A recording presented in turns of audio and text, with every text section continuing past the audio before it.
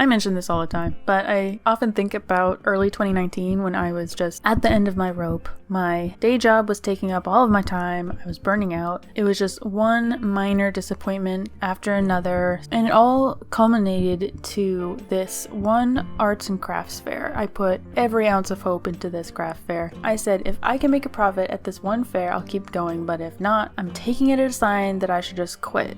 Just go to work and be sad every day and accept my life as it was. And so leading up into that arts and crafts fair, I was preparing like every night until midnight, and then I'd get up at 5 a.m. to go to my day job. And I did this for weeks coming up to this crafts fair, and it was a total bust, or so I told myself. In reality, there was no foot traffic, hardly any visitors, but despite having almost nobody going through this craft fair, I still was able to sell like $150 worth of items. It wasn't technically my best craft fair ever, but because craft fairs in Metro Vancouver start at around $200 a table, technically I did fail to reach the goal that I made for myself, and I begrudgingly kept my promise. I gave up. Sort of. At first, I was so relieved. Didn't have any more pressure on myself. Started a huge sketchbook project and decided that I was just going to be one of those people who just draws casually for fun. No more worrying about wasting time doing good work on crap paper. No more making stuff to sell. Truthfully, I was enraged. I especially blamed my boss for demanding all of my time, which wasn't really undeserved in my case, but it was still a personal problem that didn't go away by just accepting his terms. Despite giving myself that permission, I did keep making videos. I don't know if I was afraid of disappointing somebody. I also kept my Etsy shop open, since I already had the business license and the setup and I didn't have to do anything. So I just put everything in my shop on a 50% off sale just to get rid of everything, like I was settling my estate. I felt awful. Ironically, that sale was a tiny windfall for my shop. Like, there wasn't any profit to be had, of course, but I ended up making enough to pay myself a gross of minimum wage for that month, which I'd never done before. And I remember packing up all of these orders and turning to my husband and just bitterly thinking like, wow, if this happened every month, I would have actually felt like I made it. Oh geez, I think this was also the time that I had already submitted art to an art show in a gallery, and I think that was the piece that won third place.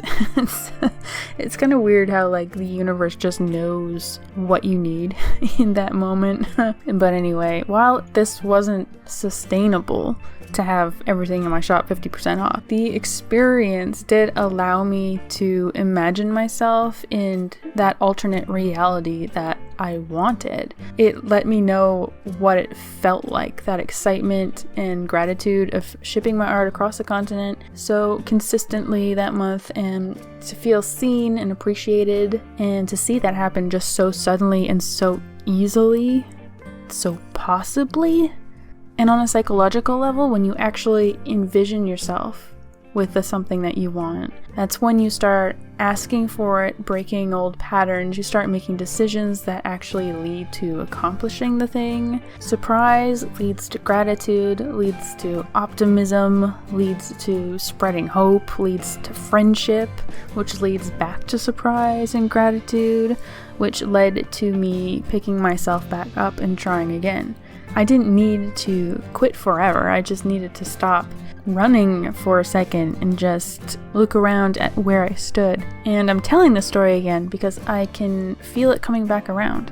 I'm making too much finished art and not enough connections. Like, my problem will never be not having enough artwork to share. Okay.